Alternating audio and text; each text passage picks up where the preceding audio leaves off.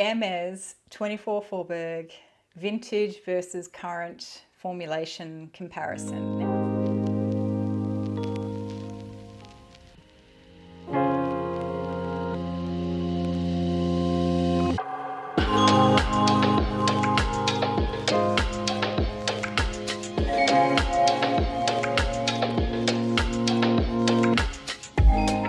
Okay, so I think this is going to be my last video for today. I had a bit of a backlog of things that I wanted to film. Because we just went away on holidays, so there was kind of a week there where I wasn't really filming anything. So I have a few things to catch up on. And I know that, you know, most normal YouTubers would probably change their outfit at least to change it up a little bit, but I'm a simple gal, okay? And I really don't, I'd be changing one black shirt for another black shirt, or a white shirt, so it's not that exciting for me to change outfits. My wardrobe is very simple, so I'm not going to do that. I'm just saying, okay? Anyway, today we are tackling the much anticipated Hermes 24 Faubourg vintage versus current formulation comparison. Now it's not a true one-to-one comparison because my vintage bottle is the EDT and my current bottle is the EDP. So I haven't tried the current EDT, so I don't know if they're different. Now that I think about it, I probably should have gotten myself a sample of that, so at least I could have talked to it. But I'm here now and I'm doing it. I've spent a bit of time with these and I love them both. So I'm just going to talk about them. And if you want me to do the current EDT at a later date, I will be happy to do that. But today we're just going with what I already had, okay? So I do have notes because I wrote notes. I don't know if I'm going to be able to, I don't know if I'm going to be able to read my notes because my handwriting is atrocious. But we will do the best that we can. So I'm going to have to spray this on my arm underneath my blouse. And obviously I can only really talk to the opening because I'm sure this video is only going to be about 10 minutes long. But have I got anything on that hand? No, I don't. But I do have notes about the dry down, obviously. So I smell so good today. Okay, so I do have a couple of things that I need to cover off on. First of all, if you watched my live stream with Amina and Camille and Chris from the Making a Stink a couple of weeks ago, or whenever it was, because I don't know when this video is going to go up, I think I said that the reformulation of this was done by Bertrand Duchefort. And that's incorrect. It was actually Jean-Claude Elena. But there's a few perfumers or a few noses that, obviously I have lots of their fragrances and I tend to get them all confused. And that was just an example of me getting confused. So the original perfumer, so there's kind of two perfumers really behind 24 Faubourg, but for the original formulation, the perfumer was Maurice Roussel, and I know that I'm butchering his name, I apologise, but I'm not going to try speaking with accents today because I'm trying to think of facts. I'm trying to remember things, and it's just really hard to try and remember to throw in an accent on the top of that. So I'm Australian, I will pronounce things in an Australian way, and if people get offended by that, then I'm very sorry. But people mispronounce my name all the time and I don't get offended. So I think people just get a little bit too touchy about these things.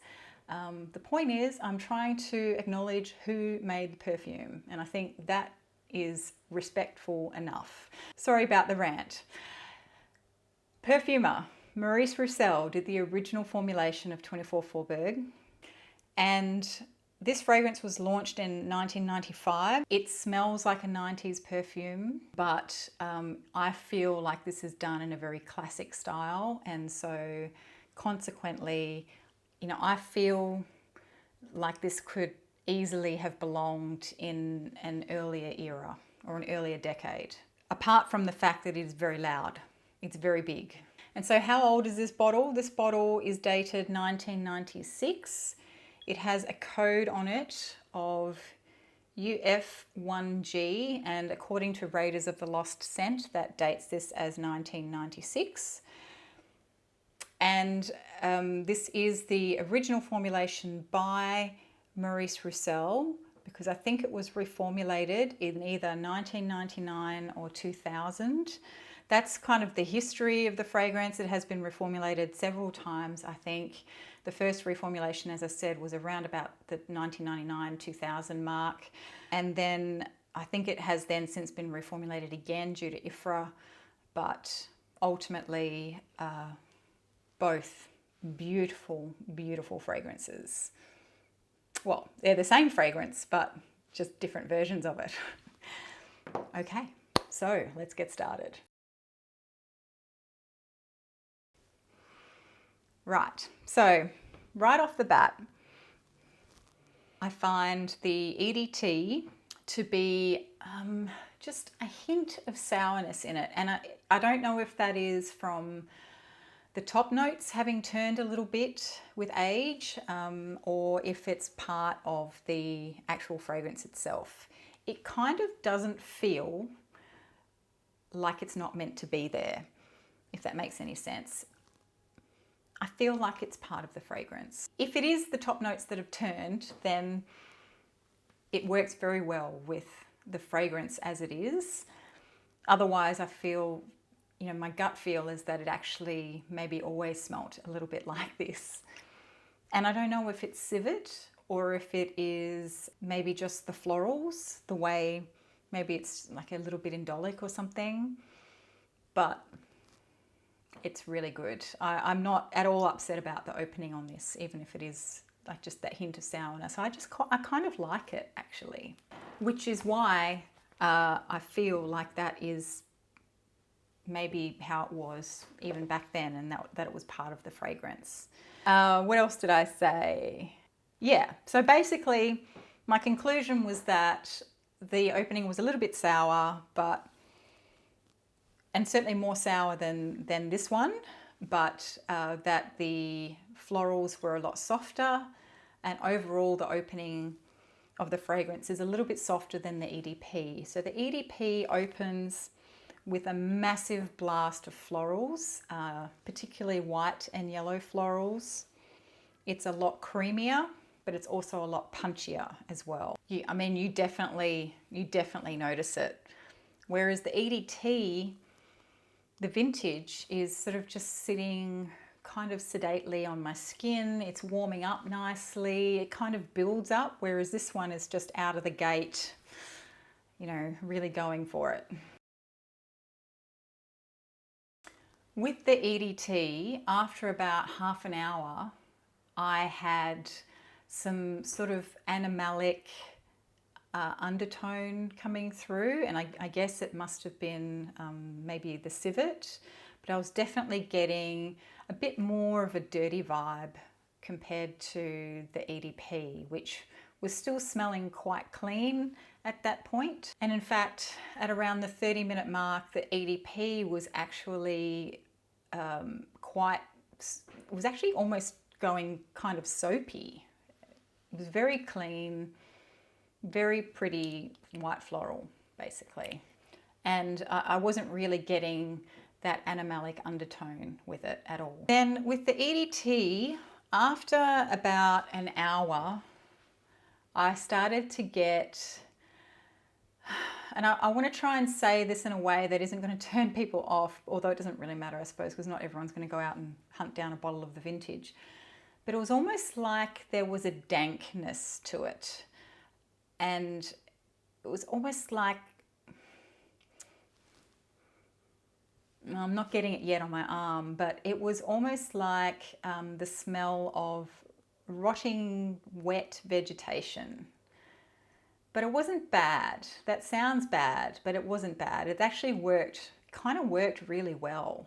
It kind of smelled like wet flowers in an undergrowth of a wet forest floor or something like that. I really quite liked the progression of it, and it was quite different from the opening. And maybe I didn't write this down, but it might have actually been a little bit earthy as well, but I can't really remember, to be honest. And I, take that bit with a grain of salt. But it definitely, I'm getting the animalics now. But I definitely got this sort of wet, sort of damp, rotting vegetation kind of feel to it. Conversely, the EDP, I did start to get some of that sort of dankness in this as well, but it wasn't as prominent, because I feel like with the EDP, the current formulation, it feels a lot cleaner than the vintage EDT. And so even though I started to get that sort of dankness to it, overall I still felt, in comparison side by side, I felt like this was still a lot cleaner and a lot more sort of floral. You were still getting lots of big, bolshy white and yellow florals like you were in the opening. At that point, both fragrances, this was a couple of hours in by now, and I found that both fragrances kind of stayed a little bit the same for a while. Ultimately, the EDT dried down to what I can only describe as a clearer. It's like the scent had more clarity to it. It wasn't as, the scent cloud definitely wasn't as dense. And once it got to the deep dry down, it actually smelled fresher than the EDP on me. I found that even though the EDP smelled cleaner in the opening, it just, in the dry down, this sort of started to feel a bit fresher because it had a clarity to it. It wasn't super dense, and I feel like I got more of the fresh floral element as opposed to the really dense, sort of thick, almost powdery florals that you get in the current formulation. And I know that I'm focusing a lot on the florals because I feel for this one, even though it's all on an amber base and there's patchouli in there, there's woods in there, I really feel like the florals are really the main players in this fragrance. It's primarily, to me, a floral fragrance. Yes, it has an amber base, which gives it, I guess, a bit of a sweetness.